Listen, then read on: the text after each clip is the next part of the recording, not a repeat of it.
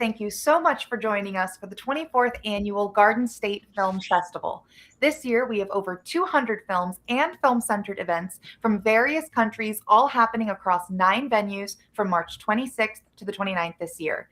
Today, I am here with cast member Thomas Philip O'Neill, gaffer producer Alex Seafried, writer, director, producer Christian Lamorte, cinematographer, producer Anthony Altamura, and assistant director, VFX artist, and producer Maxwell Seiler of the short film The Mix. Thank you guys so much for joining me today.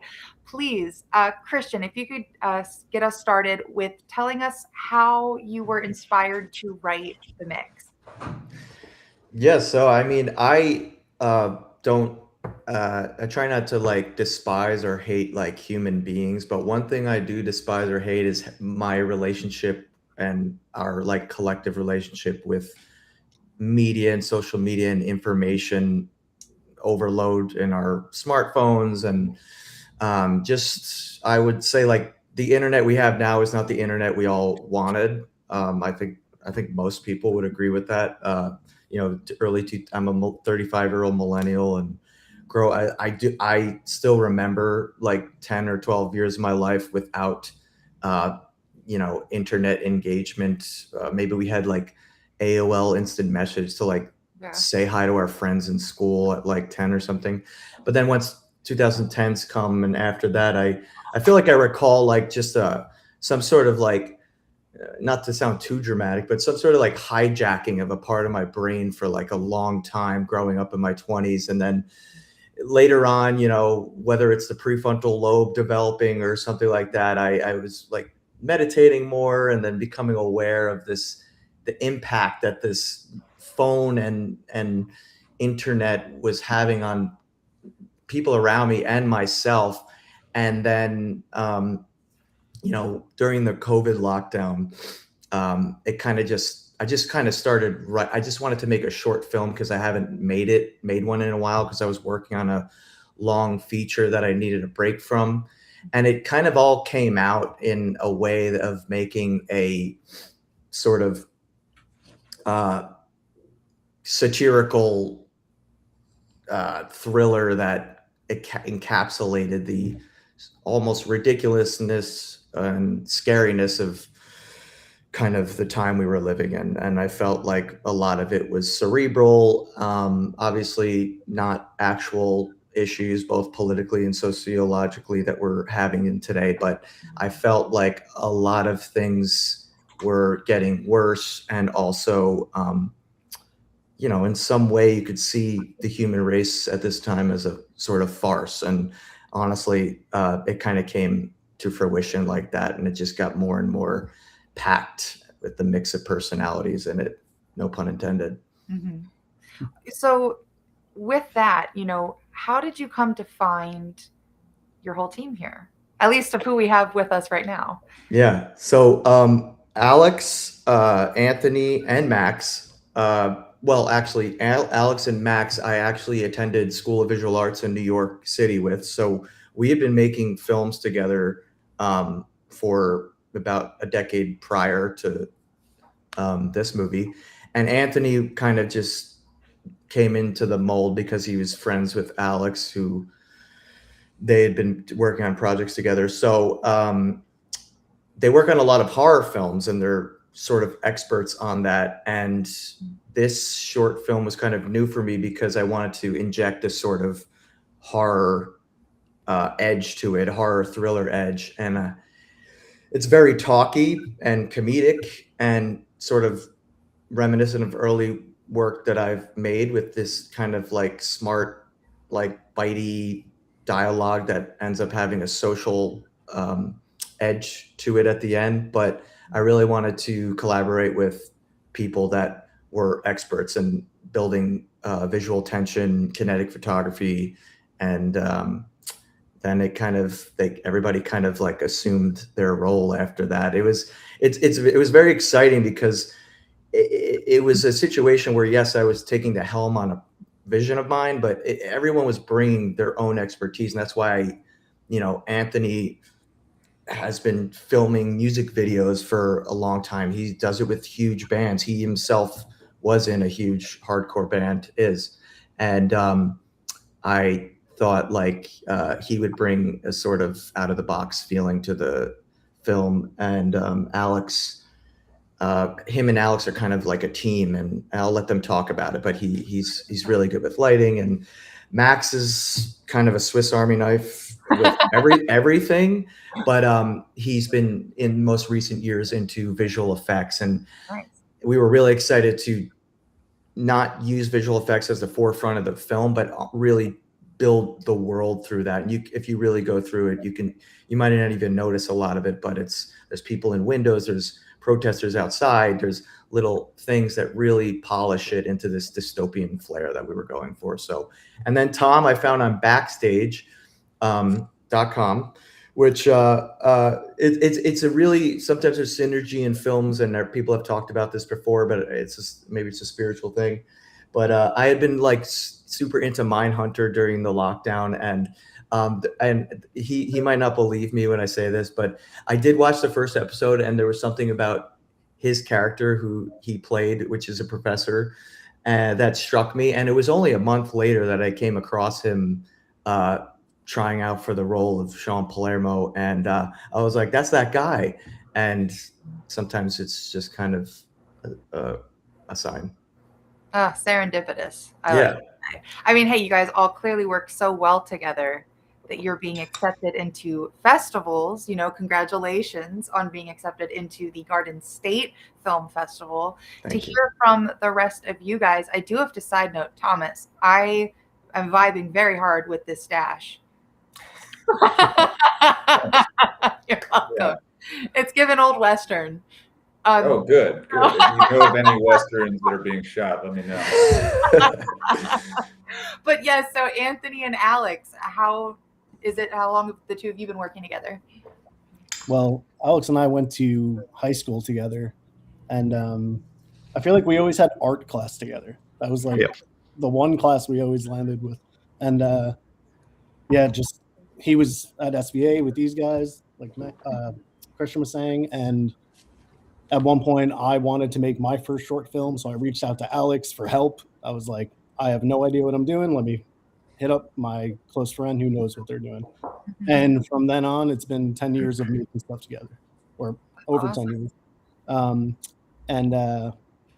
years. Alex, I couldn't have come up with these images without his lighting skills and us talking through things. And we're just so used to collaborating on almost everything together that, it's funny because like I don't promote myself or consider myself like strictly a director of photography. I'm constantly making like low budget, like micro budget horror films and lower budget music videos where we really have to pull things together and figure it all out. And these are my people, and that's how we do it. No, that's awesome. I'd love to hear more from the Swiss Army knife. Oh, yeah. He's going to be modest, but yeah. Well, where do you want me to start? No. I sort of, Christian said I went to SVA with him and Alex, and we collaborated there a lot. And I sort of fell into the assistant director side of things there in school because I found that I had a pretty decent knack for organizing and scheduling and everything. I was an editing major, but I ended up being a first AD on a ton of movies and sort of went into that a little bit after school. But it's tough that job. So I switched to editing at some point, and that's where the like visual effects side of things came in. So I sort of ended up on both ends of like pre-production and then post, so I learned a little bit of everything in between, maybe jack of all trades, master of none situation. And then I've been, when did we make that PSA video? When I ended up on a shoot with Christian and I got introduced to Anthony, and I think that was like 2018 or 2019. And since then, we've been working on, we do a lot of practical effects together as well, like things like that for the music videos. And everything, always needs like a little bit of polish at the end now. So visual effects come in real handy for that. And yeah, that's me. I do hope a little bit everything. Honest indeed, of course. Well, I would love to keep you guys for like an hour. I know it's already been like 10 minutes, but what is it that each of you have taken away from this film and or want your audience to take away from the film? I want to start with Thomas. Yeah. Oh, well, I guess the takeaway would be that people will enjoy what they see. I think this is a really fun team. I had a lot of fun making this film. It's a heightened reality, unfortunately, that seems to be very appropriate now today. I think Christian and Anthony and Alex created a world that was very, I didn't, at the time I didn't really know that they had come from making horror films, but I looked at this as like kind of an absurdist film, and as I rewatched it just now, I just like, it is so scary and it's really intense, and the process of making it was so fun, which is when you make films, you don't really know what the final product is going to be, and then someone like Max takes hold of it and like creates this entire world outside of the days of shooting, and it's just like it's really wild. Some things work and some things don't, and when they work, it's quite magical. So I don't know. I had a lot of fun. I hope that people enjoy it, and I hope that they see how relevant it is. Alex?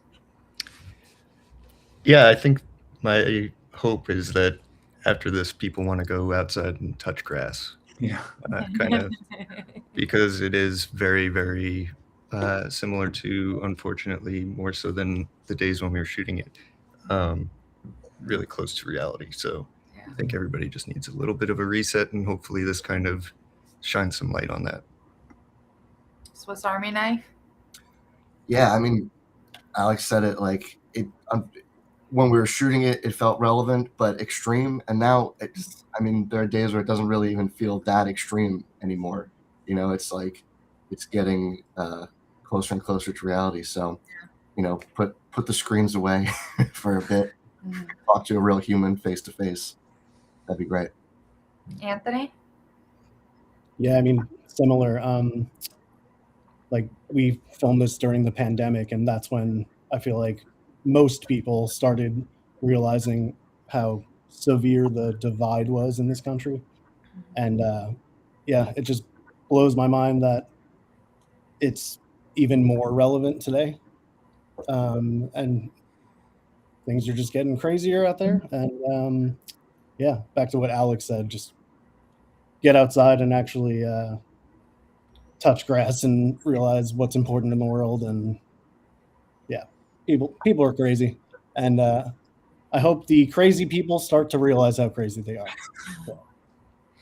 Well, last but certainly not least, Sean Palermo, kind of the host, kind of portrays, I guess, the closest thing to a villain in the movie. But what's really like going on that I feel like is very relevant to people around you, people you care about, is it's extremely easy to get addicted and lost into these devices or thought bubbles or information, just anything pathological you want to go on, you can find it. And he's corrupted by this obsession with his ad and his ad, who he is in the virtual world and outside of there. And I guess I would just say touch grass, but also like if you can come away with this and rethink the amount of time you're spending on either your phone. Like, honestly, I just think of it all as just addiction to information.